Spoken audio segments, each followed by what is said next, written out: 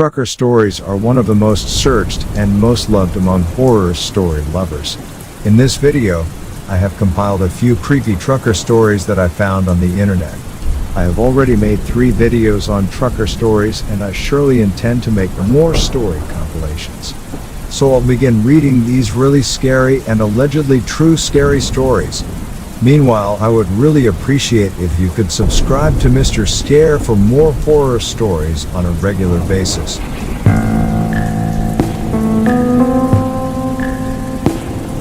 Around 2006-ish, I was driving flatbed, picked up a load of construction material, drywall, roofing. Don't remember, but it was pre-packaged in boxes, and I remember having to use strap protectors on the load. In rural Tennessee, the memory is foggy now, but I want to say it was between Memphis and Nashville, but closer to the intersection of the MS-LTN state lines. Tarp required, so I strapped everything down, parked the load, and left the shipper. About 5 miles down the road, in the middle of nowhere woods on a 2-lane road, I noticed my tarp flapping in the wind. I found a wide shoulder and pulled over to fix it. I realized that I just flat did a shitty job tarping this load and decide to redo it on the side of the road. I undo all the bungee straps, drag the tarps off, roll them back up, climb up on the load and start unrolling the tarps again, and I see a guy walking down the same side of the road I'm on, coming towards my truck. I don't think anything about it other than to keep an eye on him cause I'm in the middle of nowhere, and continue what I'm doing. About the time I have tarps set in place, and I am climbing down to start hooking the bungee straps back on, this dude is getting close enough that I'm now paying more attention to him than I am to tarping my load. I grab my winch bar and set it on the trailer where I'm working just in case. It's an 8-pound solid metal bar about 4 feet long, tapered to a blunt point on one end and hollow on the other, used for tightening straps and chains, etc. The guy gets to me and the first thing I notice is his hair. It's like a mullet, but it's patchy as fuck. Like he tried to cut his own hair and had a seizure in the process and said fuck it, good enough to party. The next thing I noticed were his eyes, which I can only describe as off. Like they were clear. I didn't think he was drunk or high or anything, but it also gave me the distinct impression that the elevator didn't go all the way up. Clothes were dirty and not well maintained, with dirty white tennis shoes, cause I remember he didn't have laces on one shoe, and the tongue was noticeably out of place. He stops by me, waits until I acknowledge him, and just says I've got a long walk. I'm like, yeah man, you do, we're in the middle of nowhere. Making it clear there's no ride to be had here. He nods, starts walking by me, continuing on his way, stops at about the driver door on my truck and turns around, comes back to me and repeats himself. I've got a long walk. At this point I explain that I can't give him a ride, insurance and all that. Apologize for not being able to help him out, and he seems to accept this, turns around and leaves.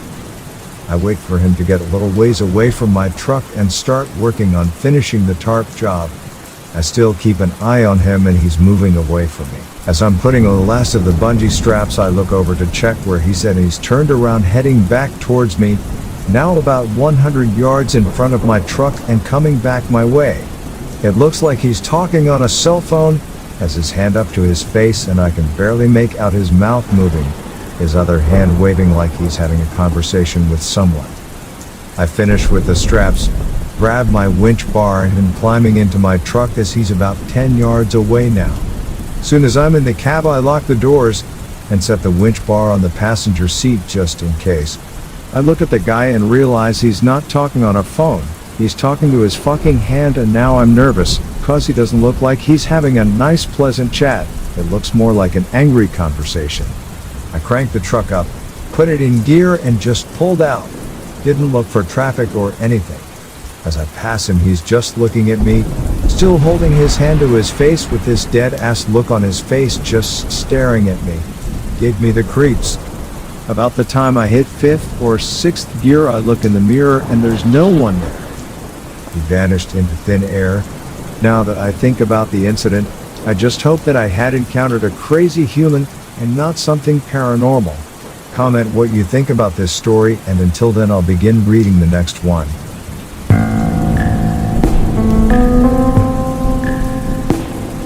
Okay, I got one while I was actually driving a bus which was made out of a truck in the deserts of Central Australia.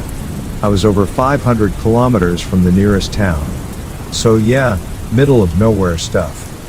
So I was out on a 5-day charter to pick up a bunch of Aboriginal elder women to go and get their women's business health checks done, pap smears and mammograms, etc. I believe.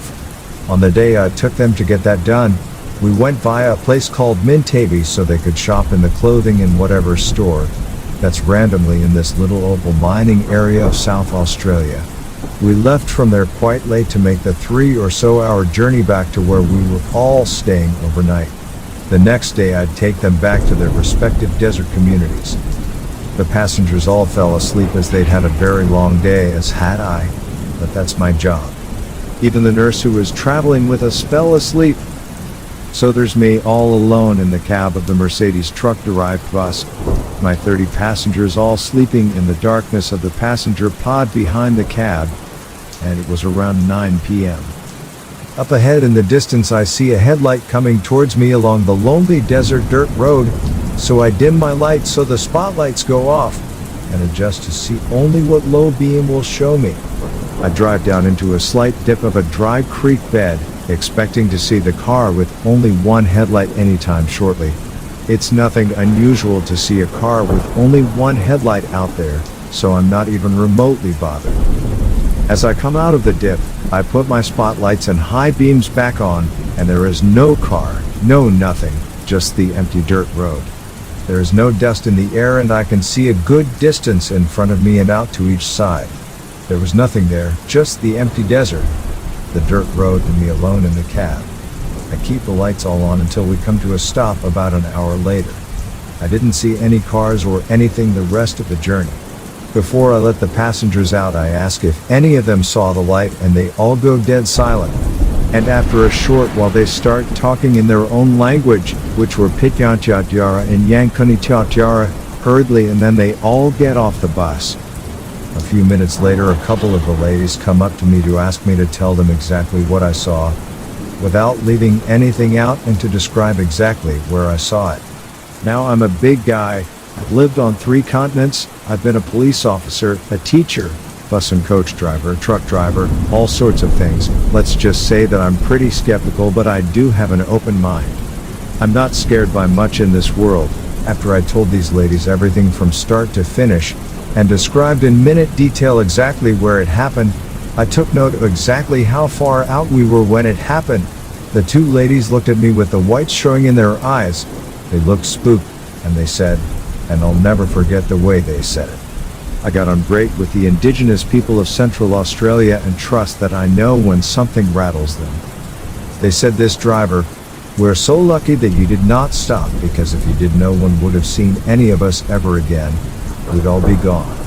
I asked why, and they just shook their heads and said to not talk about it because it had scared all the ladies. I'm sure many people have heard about the Min Min lights in Western Queensland. Well, whatever these ladies knew about whatever I saw in our location, they were convinced that it wasn't something you wanted to meet in the desert at night. I only ever saw this once. I only saw it for maybe a minute, and it just looked like a car headlight a couple of kilometers away up the road. But I'll tell you what, if the ladies that come from this area, and whose people have survived in this desolate, remote part of the continent for 60,000 years are worried to the point of all being scared, I certainly don't want to mess with whatever it is. Have you ever read about such abnormal lights? How would you react if you came across one while you were in the middle of a desert? Comment down below until I begin reading the next one.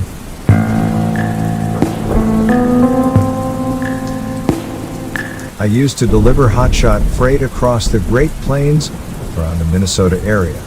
One night around 2 a.m. I was hauling across North Dakota, trying to reach Montana by morning. I was delivering a particularly valuable tractor part that a farm desperately needed for the following day. I began to notice some highway hypnosis sneaking up on me, but it didn't really bother me because I'd been through it hundreds of times before. Anyone who has driven across North Dakota knows that it is incredibly flat, like really flat.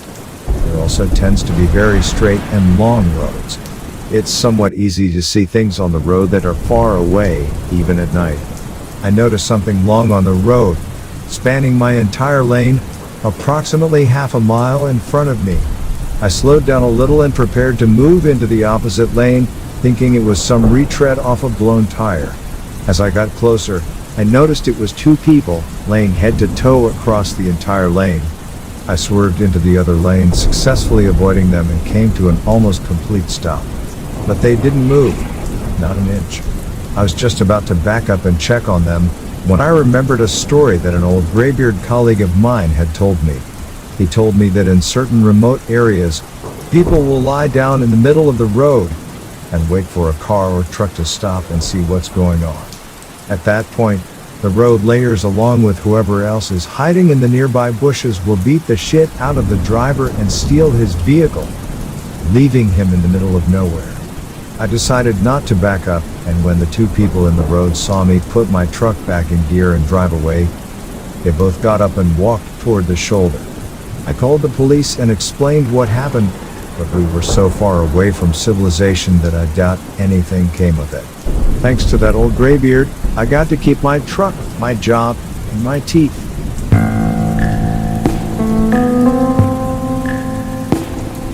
Not a truck driver, but once was driving through the Canadian Rockies late at night and had just passed through a small town. So I'm driving through the pitch black and I need to stop to pee and have a smoke, but because it's so dark, miss the last rest stop for the next while. No problem, the highway is completely deserted, so I pull to the side of the road, have my pee while staring out into the dark, and then light up a cigarette and stand by my car. As I'm standing there, I see the figure of a man just walking out of the tree line. I'm miles from civilization, patchy cell service, and there isn't a soul on the road. Thought my eyes were playing tricks on me and maybe it was a deer, but nope, this was a man. So calmly walk back to the driver's door and get in, locking the doors behind me. I'm keeping my eye on this guy as I nervously smoke and have my car in drive, ready to peel out, but for some reason just stayed put. The Quee walks right up to my passenger door and knocks on the window. I crack the window and ask what's up. He replies to me in a very, very serious tone. I need you to call the cops. I cautiously ask why, and he tells me he had gone out into the woods to kill himself, but he couldn't go through with it because he had thought of his daughters right before he was about to do it. I call the cops while the guy quietly cries outside. He had a kitchen knife that he was going to use on himself, so I stayed in the car and advised him to maybe leave the knife on the ground before the cops arrived. The cops came and got him, but before they left with him, I gave him a solid heart-to-heart and wished him well. I still think about him, and I hope he was able to turn things around.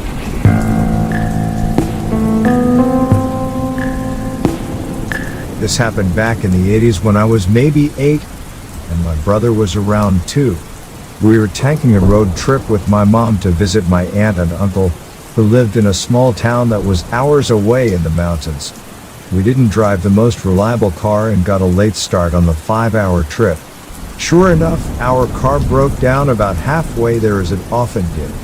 We were stranded on the side of a highway with dark quickly approaching, just a woman and 2 young kids. This was before the time of cell phones and there was no exit in sight. After some time, a real charmer, a state trooper, came by and said he couldn't offer us much help, but he'd call us a tow truck, then drove off. My mom was furious at the time that a state trooper would leave a mother and 2 young kids stranded on the side of a highway in the middle of nowhere, but couldn't do much about it as he insisted that he couldn't stay with us. Well, we waited and waited and the tow truck didn't come. Finally someone stopped, but it wasn't a tow truck. It was a huge 18-wheeler shipping truck. Out jumped a scraggly long-haul truck driver, complete with a trucker hat and long beard. He asked what the problem was and quickly offered us a ride to the next motel. My mom thanked him but says she'd really prefer him to call us a tow truck with his CB radio. Conveniently enough, the truck driver said his radio was broken so he couldn't make the call, but he'd be more than happy to drive us to the next motel. My mom thought and debated as the darkness was enclosing upon us, and as she debated, a pit formed in my 8-year-old stomach. Every hair was standing in my body and I grabbed my mom's arm. Holding back tears, Whisper shouted into her ear, "No." She didn't immediately listen because it was getting scary around us, and so far he was the only one who had actually stopped, aside from the unhelpful cop. I didn't know why, but just knew we would never be seen again if we got into that man's truck. My mom continued to consider her options, and by now I had tears running down my face, although I was afraid for the trucker to see. I quietly pleaded with my mom, "No, please no, we can't go with him," until she finally told him thanks but no thanks, still not knowing what our fate would be on the side of a pitch-black highway miles from civilization. The trucker tried a few more times to persuade my mom, but probably realized that it was going to be a problem. He finally drove off, and almost instantly, a tow truck showed up and brought us to a rest stop for the night. I have never been as scared as I was that night, and my mom still tells the story of how I probably saved all of our lives at 8 years old. This is my story as a trucker driving through the highway across Nevada. One fine Wednesday night, while I was returning from my work in Nevada, which was a huge task as it had more of physically exhausting, loading and unloading stuff. It was a wise decision to take this way as it's the least crowded, and I was so not in the mood to get stuck in traffic. I was driving at my own pace as I was extremely tired. Also, to top it, I put on some calm jazz music so that I would feel better. As I was driving my way back on the highway, the climate, out of nowhere, got cold. At first, I thought it was because of the trees on the edge, but then there was none to be seen. It felt as if something strange was happening around me, but it was for the best that I ignored that thought. I have had such experiences before, and if there is one thing that I have learnt from it, is that it is best to leave it unattended. I was still driving in leisure. I usually loved my job, but today it was exhausting. To my surprise, the creepiest thing happened. It started raining. Rain in spring was a very rare thing to occur. I had a thought of getting out from the exit, but I was already far ahead. A few moments later, I saw a flash of lightning followed by a strong sound of thunder far ahead of me. Now it was getting scary, with no sign of any other vehicle other than mine. The thunder looked as if something from the sky fell down. It was that big and loud. My ears got numbed by the loud noise. Suddenly it stopped raining, and in that utter silence, I could only hear the jazz music I put in and a man screaming. I was kind of happy that there were other people on the highway other than me. I was motivated to drive faster, and so I did. My inner fear made me fly my truck as fast as I could. I then saw a car turned upside down at the end of the turn. I parked my truck a bit far from the accident site so that no damage happens to it. The car was brutally damaged, as if something big was thrown towards it. I was scared, but I had to help the person in it, so I went. The windows were crushed. There was glass everywhere. The things inside the car were been thrown out, but there was no sign of any human. I went to my truck to fetch the torch, and I heard the glass falling, so I turned back. It was just glass. I get near the window of the car and sat down to see properly, but literally no humans.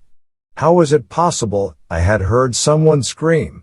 I searched a few miles ahead if there was anyone walking to the exit, but it was just me on the road.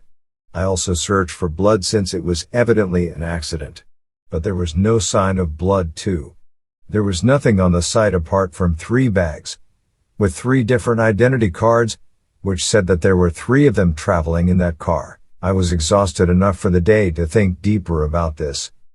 This was very irregular, and I was very scared to go straight back home, so I rushed to the nearest police station. The police there suggested me to catch some breath and calm down. When I told them about the highway scene, they said that there have been similar complaints, but there were no clues left behind. No blood, no body, which is why they couldn't solve the case, even after so many complaints. They even said that I was lucky enough to not be alone on highway that day, or else I wouldn't be here telling you all this story today.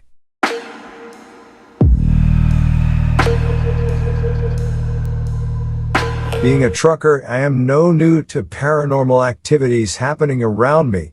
I was never scared of such things until I experienced harm myself. So this one evening, while I was supposed to deliver an urgent order, I decided to take the shortest route to Montana, which is the infamous highway. The climate was chill after a heavy rainfall and the weather people did not predict any rainfall that day, so it was just perfect. My radio was not working, so I decided to sing some of Led Zeppelin by myself, just for some company. I knew it was going to be long, so I had carried a packet some of emergency things, like food, batteries, electric and truck repair stuff. I used to be a road electrician, and thus I have always loved to watch street lights when I drive late nights. When I started getting into the highway, I realized that the lights were blinking slowly. I was very used to such things, as I had mentioned earlier, so I did not let this minor mishap bother me. Only if I had thought that was it for the night. When I crossed a few miles, the lights started blinking faster than before. I focused on driving. Further, I could see that the lights were being affected by the distance. So I got down to see if the wires were causing problem. Luckily, I always carry my electric maintenance kit wherever I travel. This was a risky task, but I wanted to do it anyway. If I checked the box of wires, and to my surprise, it was chewed by something. The lights weren't repairable and my cell phone had no signal at that spot, so I could not even call the maintenance people. I got in my truck and signed in relief. It was nothing paranormal. Driving further, it was getting dark. The lights were getting dim. I thought it might be because of the chewed wires. But then the lights were gone and I was only being supported by my truck's headlights. Suddenly the climate was getting colder. That too, a sudden dip in temperature. It was getting difficult for me to drive without gloves. I stopped for a while because it was inappropriate and risky to drive in such conditions. I grabbed some food from back, and when I turned ahead I see a yellow light pole in front of me. It wasn't there before, and there are no yellow-colored light poles. It was confusing. So I got down to see if the wires of the pole were chewed. I take my torch along. I get below the pole and open its box. A rush of cold wave passed through me, as if something passed through me. The wires were chewed and still the pole was working properly. Something echoed and laughed above me. I felt numb. It might have been my imagination, but I don't think so. Without even trying to search the source of the sound, I turned back and got in my truck. I drove off the spot and did not stop until the next town was in sight. In fact, I stopped directly at its gas station. And that is all I remember from that day. Since that day I haven't dared to travel on that highway however fast I am supposed to reach.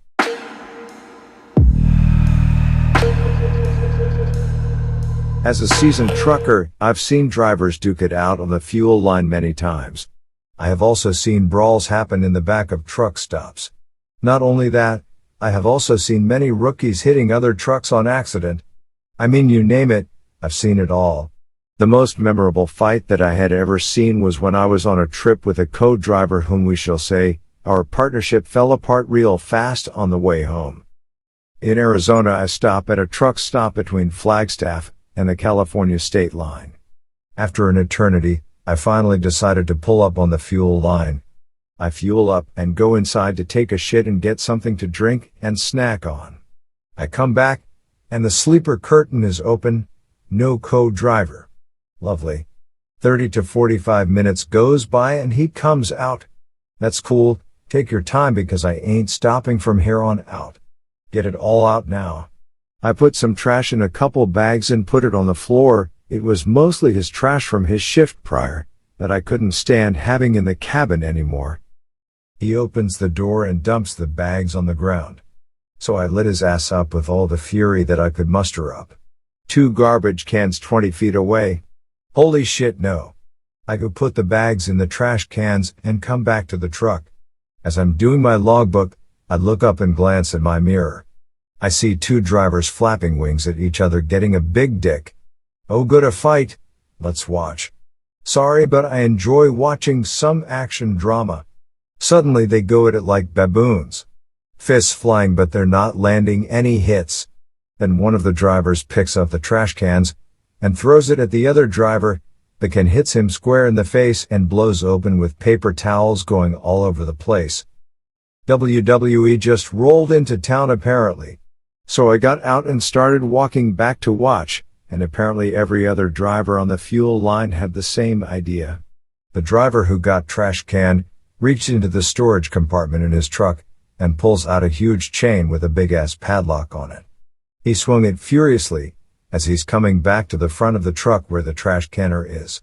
Mr. Chain Gang takes out the pump, takes out his driver's side window, knocks the mirror off his truck, puts a huge gouge in his fender, and then he makes it to the trash canner. The guy runs around the other side of the fuel pump, grabs the squeegee, and starts beating Chain Gang with it. All it does is get the guy wet and piss him off more. So now it's a battle of melee weapons. Enough time rolls by that they realize neither weapon of choice is doing any good, so in an epic sequence of moves, they bear hug the living fuck out of each other and flop to the ground and starts bicycling each other. I walk inside and tell the lady that there's a fight on the fuel line, and she bolts out the door and breaks them up, like a chaperone breaking up two kids fighting on the playground. All this because supposedly Chain Gang said some shit to Trash Canner's wife. His argument was that he didn't do shit. She just walked up and started picking a fight. I believe the chain gunner more than the trash can guy. But why do I care? I had seen some Netflix level drama before my shift. I have 3 road trip stories. Here goes the first one. Number 1, breakdown. It's actually been really hard getting around to telling this story. My story took place about 10 years ago. My friend Jake and I grew up together. We were best friends for as long as I can remember. We always sat by each other at school. We hung out during recess. We played video games together. We were very, very close. We even decided to go to the same college together. I thought Jake could have gotten into a much better school than me, but like me, he wanted us to have the experience together. When the time came for us to leave for college, we left a few days before we had to be there and made it into a road trip. We gave ourselves 3 days worth of driving to get there. Now, neither Jake nor me had ever driven that long of a distance before, so it was quite an adventure. We thought it would be cool to see some of the countryside before having to buckle down and study. The second day, we were driving through the mountains. It was a new experience too because I'd never done it. I think I felt sick a lot of the time and it likely had to do with the elevation. However, towards the end of the day, something went wrong with the car. I was driving and it suddenly seized up. I had trouble even getting it off the road. Jake and I couldn't really figure out what to do with the car. It was beyond our expertise. We were also in a bad area as far as cell phone signals were concerned. We didn't know how far away we were from a gas station either. So we decided that one of us would hitchhike to a gas station and get some help. All of our belongings were in the car and in the trailer to the car, so one of us had to stick with the car. Jake decided that he would be the one to go and find help. It took a while before a car picked him up. By that point, there wasn't much sunlight left. So I just sat in the driver's seat and waited. The sun went down. A state trooper at one point pulled up to the car and I had a chat with him. I let him know what was going on and that my friend had hitched a ride to try and get help. He took some information and said he would drive to the gas station to see if my friend had gotten there. Apparently, about 30 miles away there was a gas station with a garage and they could have towed our car for us. The officer asked how long I had been waiting, and I let him know at that point that it had been over 3 hours. This would be time enough for the car with my friend to go to the gas station, get the tow truck and be back 3 times over. When the officer left, I was concerned. When the officer was gone a long time, I was more concerned. It was dark out and for the first time I truly felt alone. It was an odd, unpleasant feeling. But I also sort of felt that I didn't want the officer to come back because I somehow knew it would be bad news. It was nearly 2 hours later that the officer came back. He had the 2 trucks with him and I was relieved. I was sure that Jake was with them. However, when the officer came to my car, Jake wasn't with him.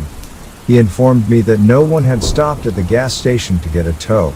He also checked to see if anyone had seen the car with Jake in it. No one was able to pull it up from memory. The car was towed. While it was being worked on, I had to go to the police station and file a report. They had to call Jake's parents and let them know he was missing. I got a motel room in the area. I put off the trip because I was worried about my friend. I spent 4 days in that motel, freaked out and worried I would never see my friend Jake again. Finally, the police came to talk to me. The car that Jake had gotten a ride in was found in a grocery store parking lot. Jake was in the trunk. He was naked, beaten, bloody and unconscious, but he was still alive. He was in a coma for about a month before he gained consciousness again. And even after that, it was weeks before he was able to recognize me or anyone, and even longer before he was able to recall what had happened. I don't want to go into too much detail, but the people that had picked him up had stolen the car they were driving. They robbed him of his money and credit cards and cell phone. It was actually due to the credit cards that they were eventually caught. There were 2 men and one of them is still in jail. I didn't go to college that year, but I am happy to tell you that the following autumn, Jake and I finally made it to college together. This time, however, we flew and his parents came with us. We spent all 4 years roomed together and are still best friends to this day. Hitchhiking for any reason is a really bad idea. If Jake and I had waited, the officer would have eventually come upon us and my friend would never have had this happen. Here goes the second story. Number 2, One Good Turn. One of the most profound moments of my life came on my way to college for the first time. I was only 18 years old and I was leaving home for the first time. I had been at the college grounds once before, but it was with my parents. I left on a drive across the country in an old car and by myself for the first time ever. I have to admit being both excited and terrified, more than I had ever been in my life up to that point. About 2/3 of the way through the trip, I was traveling through a mountainous region. I am not too comfortable explaining where it is, so I hope you'll forgive me for that. But going through the area, I ran into a bit of car trouble. I was far enough from any town or exit that I wasn't going to chance trying to walk, so I was worried about exactly what would happen. My cell phone didn't get any sort of signal, so I wasn't able to call for help. However, a small pickup truck pulled over and 2 guys, a bit older than me, got out and helped me. After about an hour of fiddling around with my car, they fixed my car. I call it fiddling because I honestly just don't understand what they were doing. I offered to pay them for it, but they refused to accept anything. They just asked me to pay it forward. I assured them I would, and honestly, I fully intended to. But making a promise when you're in the situation isn't really as easy as keeping it when you're not. A full 2 years of college went by and I could honestly say that I didn't do anything that once might consider repayment of the good deed. I, in fact, largely forgot about it. I was driving home for Thanksgiving in the fall of my junior year old college. This, of course, took me right back through the same mountainous area. Driving through a rather lonely stretch of road, I noticed something up in the distance on the right side of the road. A car had been pulled over and someone had the hood up, working on it. Immediately everything from the experience I had 2 years earlier came flooding back. I remembered how grateful I was to the kindness of the 2 men who had helped me out. I also remembered by agreement to pay it forward. So, of course, realizing that it had been over 2 years and that I hadn't paid the favor back, I imagined how good I would feel about doing it. Still, with all the thought, I didn't decide right away. I was going downhill on the road, and the car was on the uphill side, right before I was to hit a tunnel. I probably changed my mind back and forth before ultimately deciding to stop and help, and the decision was made only seconds before I actually stopped the car. Rather than wait for me to get out of my car, the man immediately came from under the hood of the car and began walking towards my passenger door. I found this odd as I hadn't offered him a ride. I mean, I was going to, since I didn't have any ability to work on his car for him, but it was just strange that he would automatically assume this. However, I still remembered that I was trying to do a good deed here, so I unlocked the passenger side door. As the man approached the door and was about to lift the door handle, I noticed some movement from the back of the truck. It looked to me like a second person, crouched down, had moved from the back of the truck to the back of my car. I mean, I wasn't completely sure, but it was enough to make me react and quickly lock the passenger side door right before the first man pulled up on the handle. The first man hadn't expected to pull up on a locked handle, I guess, and he actually stumbled back a bit. I noticed that he had a gun in the waistband of his pants. The man behind my car had obviously expected the door to open. He had quickly moved over to the driver's side door, which I had locked just a moment before. He had a knife in his right hand. I saw the first man reach for his gun, but not before I hit the gas and took off past the two men and into the tunnel. I watched back as long as I could, and I did see them get into their car. I kept expecting them to follow me into the tunnel, to give chase to me. But they never came after me. All I can think of is that they were scared of being caught. Whatever the hell they were up to, turned and left in the other direction. I guess maybe I was a bit too literal in my promise. I was simply asked to repay a good deed by paying it forward. I thought that this meant that I had to help someone else whose car was broken down. This almost got me hurt and maybe killed. When I got back to school, I volunteered at a soup kitchen for the rest of the year. I was able to do a good deed which was, in fact, not life-threatening in any way.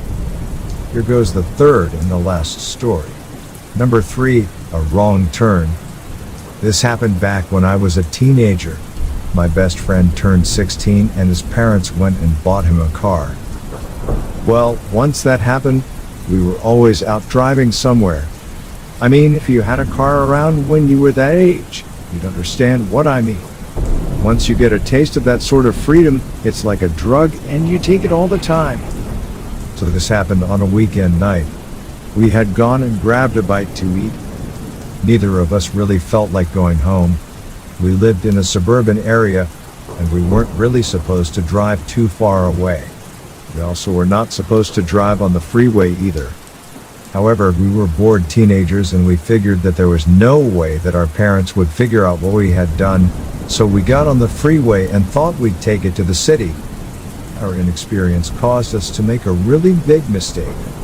So, we drove into the city on the interstate. We spent a little bit of time there, and on the way back, unbeknown to us at the time, we got on the wrong interstate. We kept expecting to get back to the area we lived in, but the further and further we drove, we came to the conclusion that we must have gotten on the wrong road. After discussing it a little bit, we decided to take the next exit and try to find a gas station or something to ask for directions back to the right area. So without thinking to look and see if there was a sign for a gas station at the next exit, we took the exit. There were no businesses right at the exit, but we didn't want to get back on the interstate, so we drove down the road, trying to find someplace. I can't tell you how long we were driving down that road. We came across a few houses here and there. There were some stores and small diners here and there as well, but it was late and they were all closed. Both of us started to panic, not really sure what we needed to do. We eventually decided the best thing to do would just be to turn around, drive back to the interstate, find an exit with a gas station, and hope that we made it without running out of gas. So we turned on the next road, which was a very thin road. We figured we would get to the first driveway and then turn around in that. I tried to tell my friend just to pull out of the road, but he didn't want to do that. So, our situation, which was bad in the beginning and kept getting worse, had just gotten worse again. The road was dark, thin, and didn't appear to have any driveways on it. We were both tense and scared. It was then that we saw something up ahead of us. There were two guys walking towards us on the side of the road. We thought this would be good and that we would be able to ask them if there was a place to turn around. However, they froze when they saw us and then, after a moment, ran off the road into the woods. We were confused, but thought there could be many reasons for this. We kept driving. We very soon saw an old pickup truck laying in a ditch on the side of the road. We drove by it, and when I saw it, I felt my chest tighten up a bit. There was someone sitting in the driver's seat. However, the person was not moving and their head was lolled back. There looked to be blood on the door of the truck.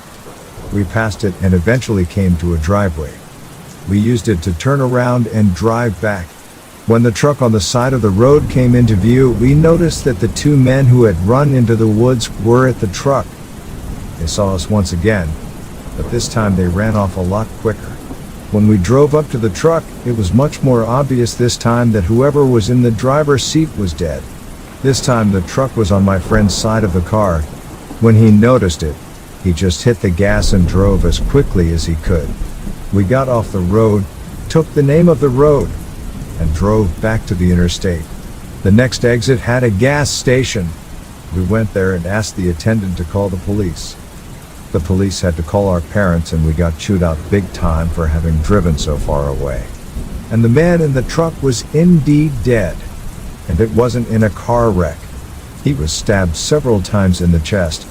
And we had no doubt that the men who killed him were the two guys that twice ran away from us when they saw us coming. Even though the guys fled both times, it was still terrifying to think that they were so close to us on that thin, poorly lit road.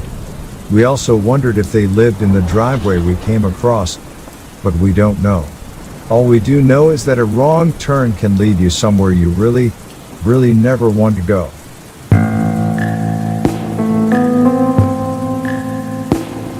Many years ago, a friend and I decided to visit our mutual friend at her university and spend the weekend with her. We had extremely detailed directions to follow, and we were told the trip should take about 3 hours.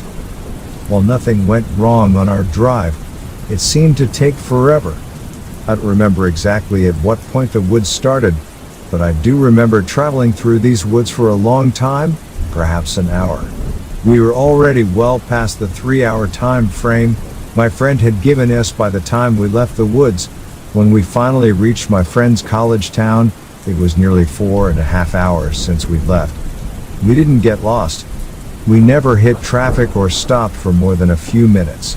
But we quickly forgot about it, since we were happy to spend the weekend with our friend. When the trip back was a little over 3 hours, we thought it was weird but didn't think much of it at the time. It wasn't until my next trip to visit that I realized something had been strange. I spent that whole next trip waiting for the long path through the woods that we had been on the first time, but they never appeared. Following the same directions as the first time, the entire trip took me about 3 hours, as did every other trip I made out there in the following years. I don't know what happened and I've never been able to replicate it. I still wonder what happened and where we really were when passing through those woods. In short, a 3-hour trip turned into 4.5 hours, and the woods we drove through don't seem to exist.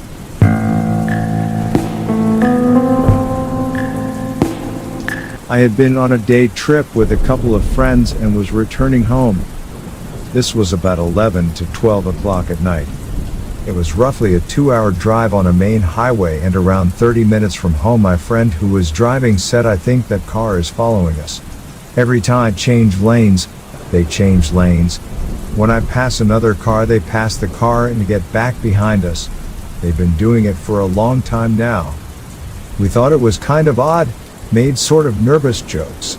Obviously a serial killer. They just like your driving. We passed through a couple of smaller towns, had to stop at red lights, and the car would be right behind us. Looked like just one person in the car. Still, we didn't become concerned, that is until we reached the road I live on, a small 2-lane road, and when we turned, this car turned behind us. Up until then we had figured it was just someone going the same way we are going, they're not really following us. Now though, it was getting a little freaky. It got really freaky when we pulled into my driveway and the car pulled in behind us. They didn't nose in, but crossways of the drive, like they were trying to block us in. We all sat there for a moment, saying, "What the fuck? Is this someone we know?" The car didn't look familiar to any of us. We could see the guy's silhouette and he was just sitting there staring straight ahead. Well, we were 3 young, pretty big guys, and I finally said, "Fuck this shit. I'm going to see what this dude's problem is." So we all 3 got out and walked to the car. I went around to the driver's side, and the guy was just sitting there staring straight ahead with the car still running, some young white dude. Looked like 20 or 30 years old. He wasn't anyone we knew. I tapped on the window, which I noticed was partially open, and asked the dude, "Do you need some help or something?" The guy looked at me with a sort of surprised look on his face, said "oh," then threw his car in gear and hauled ass out of there. Don't have one clue what was up with that dude. It seemed to freak him out when he saw us. We figured maybe he was following someone else and got behind the wrong car.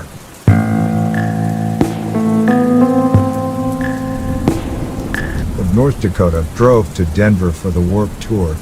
I woke up at about 6 a.m., spent the day in a hot asphalt parking lot, joined in the festivities, and for some ungodly reason we decided after the show to drive home that night.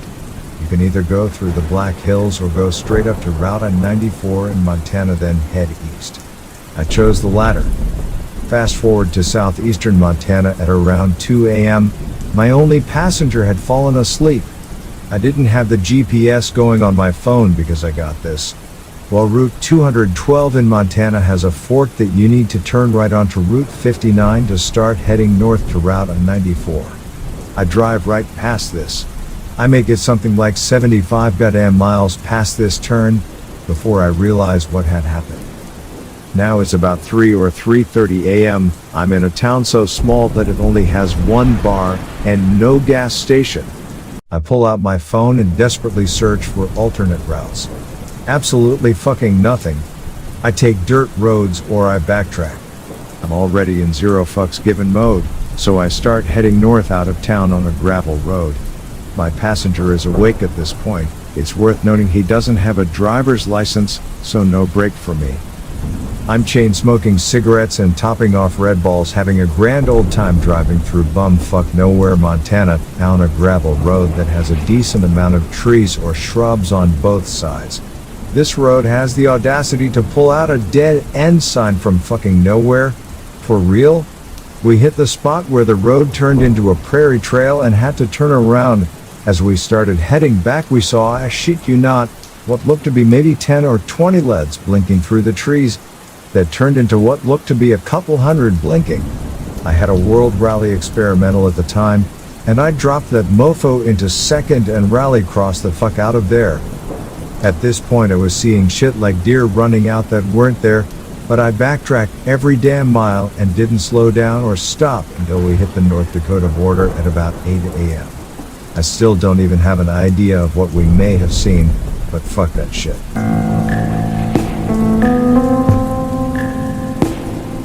My uncle was a truck driver for many years. He doesn't share a lot of stories, but he told me this one night while we were drinking beer. He spent several years doing cross-country trips, often loading up his trailer in the middle of the night. While he waited for his trailer to be loaded, he'd make his way over to a nearby truck stop, have a late night meal, and shoot the shit with any other drivers there. After a while he would make friends with drivers that were on a somewhat similar schedule. He befriended this particular guy that he would run into about once a month or so.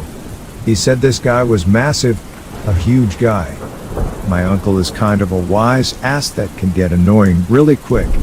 He said this was the one guy. He knew that when he crossed the line and agitated him, it was time to go. Anyway, he runs into this guy every so often, and they shoot the shit and kill time while their semi-trucks are getting loaded up. One night the guy invites him back to his semi. He wants to show him something he's built in his semi.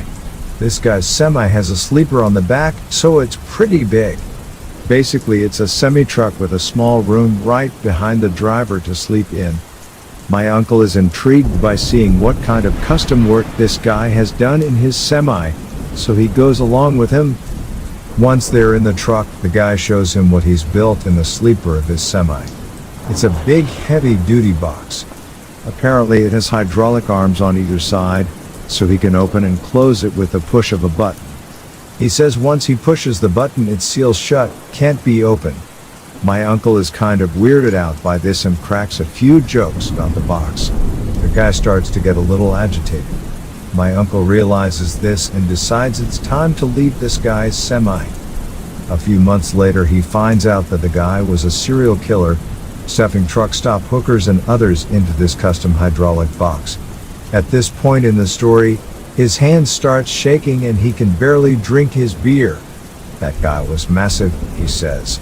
His hand could cover most of my head. He could have stuffed me in the box, and there's nothing I could have done to stop him. Or shit, maybe there was someone in there already. He says he still has nightmares about it years later.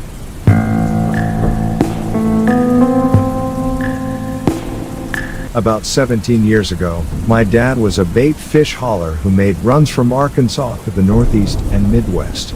At one point while he was in Ohio, traffic came to a dead halt accident right up ahead of him. A car had been barreling down the highway and drove right under a truck and hit the dot bar. Dad noticed the smoke, figured it meant a fire was starting up, so he jumped out and ran up to the back of the truck where a bunch of other truckers and some drivers were. An engine fire was indeed starting, and there were 2 kids in the back seat of the car, real disoriented from the impact. The back passenger window was too small in the car for them to smash open to get the kids out, so they had to go through the front passenger window. Dad was the only one with a small enough frame of the group willing to climb in, so he did. Unfortunately, the driver was too stupid and hadn't been wearing a seatbelt, so he'd been decapitated and his body was laying over on the passenger seat. So my dad had to climb over him between the front seats and pull 2 kids who were basically dead weight out. He managed to do so, and the car was mostly engulfed in flames about 15 minutes later. They handed the kids off to an elderly couple who took them back to their car and cleaned the blood off them and gave them some sandwiches they'd packed. State troopers got there a while later, took statements and all that from everyone. The state boys went back and checked on the kids. They were mostly fine, just a little shook. The oldest one was a little girl, and Dad had to chuckle at one point when the little girl said Mama's gonna be mad at Daddy this time. Made him wonder what other boneheaded moves the dude had done in the past. I remember when Dad came home after that run, he had a styrofoam ice chest with him that had his clothes in ice water. Those clothes had just been absolutely drenched in blood. Luckily, all came out in the wash, which was good with him because it was his favorite jeans covered in blood.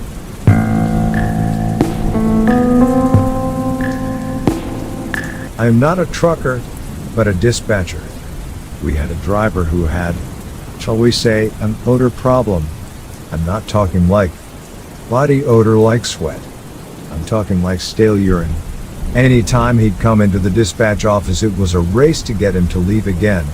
The kind of putrid tang that would make you gag immediately and completely involuntarily, regardless of your best efforts.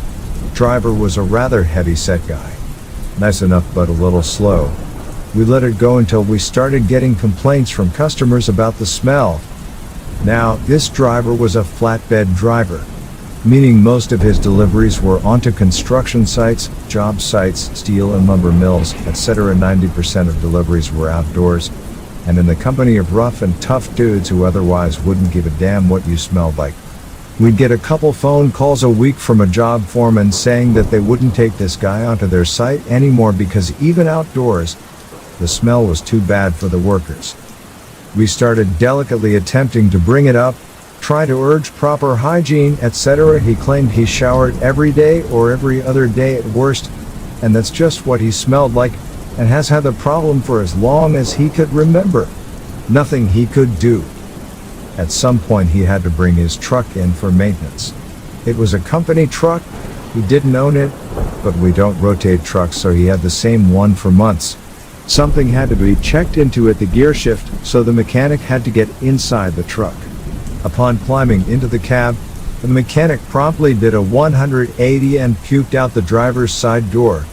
It was then that the big piss bucket was discovered. I'm not talking like a Gatorade bottle or something that he took a leak in so he didn't have to stop one time. I'm talking like a job site shop bucket filled nearly to the top with urine. The floor was wet around it, indicating it had splashed out.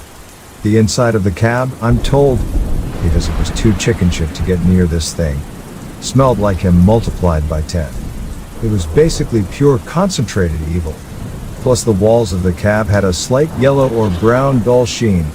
We fired the driver using the complaints from customers as an excuse, and then parked the truck outside in our yard, doors and windows open for a week just to dull it. Then had a guy with a ghetto piece together hazmat type suit, rubber gloves, rubber boots, mask, rain slicker, etc. go in and basically douse the whole thing in bleach and cleaners. No matter what they did, they couldn't get rid of the smell. That truck sat outside in our yard for a full year, windows and doors standing wide open. Rain, snow, blustery wind. It just sat wide open to the elements. One day a year later, the boss decided to close it up and see how it was. Just as bad as the day they tried to clean it. He scrapped the truck a week later.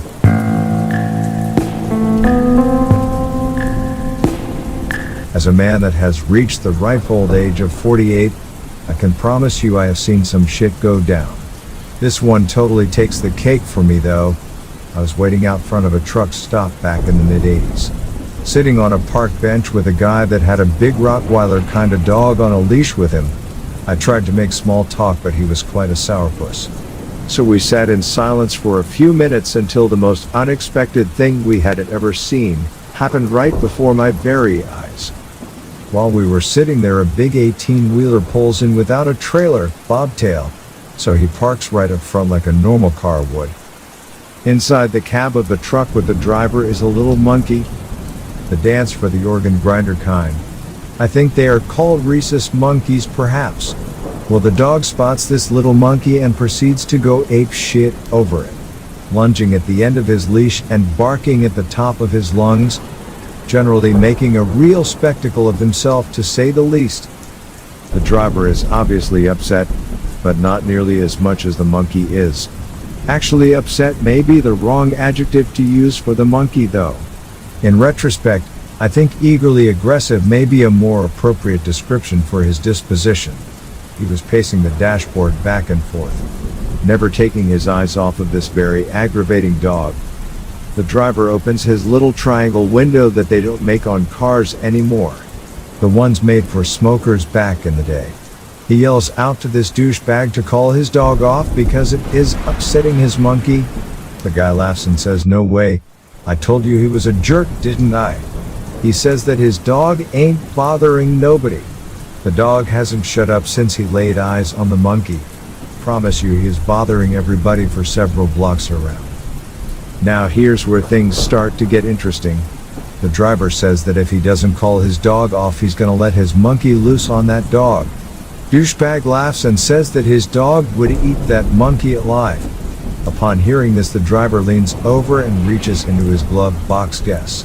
He pulls out one of those tiny baseball bats like you use to get at Astro World or carnivals and places it in the monkey's hand. The monkey obviously knows what's about to go down because he is now trying to squeeze out of that little triangular window mentioned earlier. This monkey has murder in his eyes if I've ever seen it. Driver hollers, "Last chance to save your dog's ass, man." In response, douchebag lets his dog off of the leash. Now we have a situation that has escalated to the point where we have a dog jumping up at the window and a monkey screaming profanities right back at him. Well, the driver finally rolls down the regular window and out leaps all kinds of miniature primate hell. The dog never knew what hit him. Quick as a flash, this monkey is riding on the back of this dog's neck. His two back feet all wrapped up in his neck fur with one hand hanging onto an ear. The other hand, as you may have guessed by now, is steadily and mercilessly raining down blows about this dog's head and face. I mean hard blows. You can hear them whop whop whop. Well, it only took a moment for the dog to realize he was in way over his head. He bolts yelping bloody murder as he runs away at full speed. I mean, this dog is running so fucking hard he's throwing up tufts of grass and dirt as soon as he leaves pavement. The monkey was still riding him and beating on him the whole time. Douchebag acts like he wants to fight now, but several people, including myself, stepped in to stop that nonsense. In a couple of minutes or so, the little monkey comes loping back with his little bat still in hand and leaps up into the still open window of the truck to await his master, who has gone on into the store. That wanker ran off to try to go find his dog, but I don't know if he ever did. My ride showed up and had to go. Never again in this lifetime will see something so totally crazy and unexpected like that. I am both fortunate and humbled to have been so privileged to be present for such an event. I had just gotten over with my days at the university for the Christmas break, but I couldn't find a ride back until Christmas Eve. So my stepdad drove 2 hours to pick me up in the morning at about 5 a.m. This is a little early, but such that we could be home by 8 or 9 for a family event in the morning. We didn't know we wouldn't make it, of course. The roads were fairly dead. I mean, I know it was winter, so the sunlight was scarcely present, but it was just light enough for me to spot something incredibly pale, sticking out of a garbage bag on the side of the road. I thought to myself and wondered if it was an actual human leg. And my suspicion was soon backed up by my stepdad's question. He asked, "Did you see that? Did that look like a leg to you?" As I said, the roads weren't busy at all. Additionally, it was very early in the morning, that too on Christmas Eve. So we actually pulled over and reversed down the motorway, just enough to be able to see it. Now we couldn't make out what it was from where we sat, so my stepdad, who insisted I stay in the car in case there was a psycho on the loose, got out to take a look. Yes, we are white. So he got down, walked up to it, and he confirmed it. It was an actual real human leg on the side of the road. All kinds of thoughts passed through our minds. Was it an accident? Was there a cannibal out finding food for his Christmas dinner? We called the police, who got to the scene faster than I thought was ever possible, and began asking questions. They sent us on our way eventually, and for days afterward, we couldn't find anything in the news about it. It wasn't until a month later that they called my stepdad to follow up and confirm that foul play was ruled out.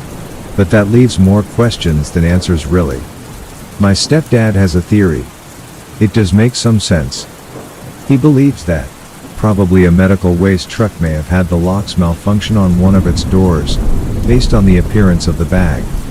It was apparently very heavy duty, but I cannot imagine how that would go unnoticed.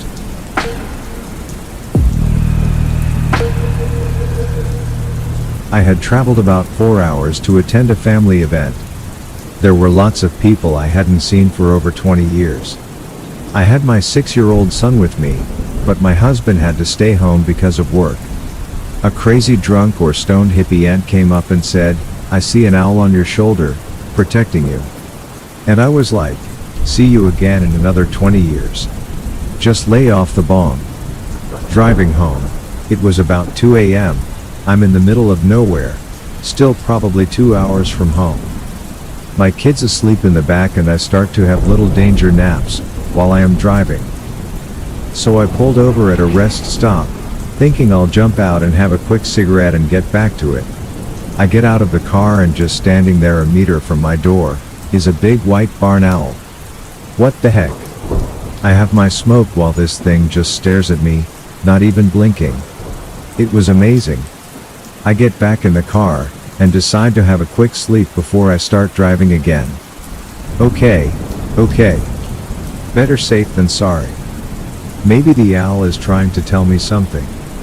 Maybe it's 2 a.m. and I'm delirious. About half hour later, I wake up to this terrible banging, scratching noise. I open my eyes, and this owl is on the bonnet of my car, right in front of me, and it's jumping up and down, flapping its wings and banging into the bonnet and the windscreen. Okay. What the heck, mate? I go to get out of the car to hush it away, and when I look out my window, there's a man. Right there, staring at me through the window, smoking a cigarette. I still don't understand how it happened so quickly, but I just locked the doors, started the car, and started to back out of my parking spot. The man jumped at the car, trying to open the door and punching at the window. I just drove out of there as fast as I could and sped down the highway until the adrenaline wore off. Then I pulled up and had a bit of a cry and realized I could call the police. Nothing ever came of it. They never found the man, and I think they thought I was a bit insane anyway. As if there was really a strange man in the middle of nowhere, that too in the middle of the night. I was probably just dreaming. overly tired and imagining things. I'll forever be grateful to that big white barn owl though.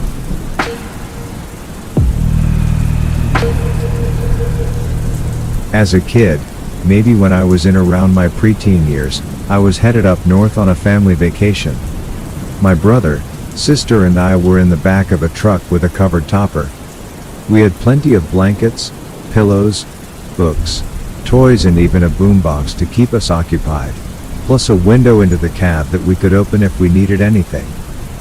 At some point, early in the morning, while my siblings were asleep, I found myself just staring out at the stars against the black sky.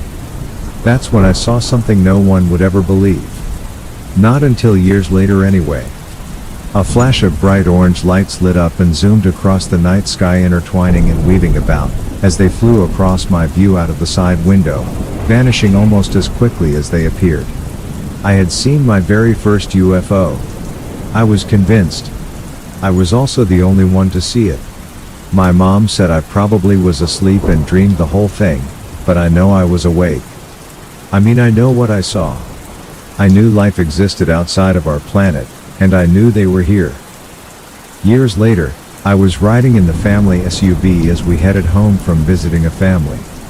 Mom was driving, my siblings were once again sleeping, when suddenly it happened again. The same orange lights flying across the night sky, only this time, instead of a mix of wonder, excitement and fear, I burst out laughing. My mom had just rolled her window down and flicked her cigarette out the window.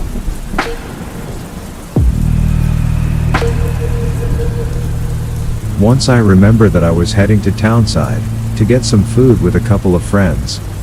We were heading down the mountain, and the car in front of us just swerves. The car somehow completely swerves into the other lane, and faces back towards us for a second, before going backward down a steep embankment, and flips.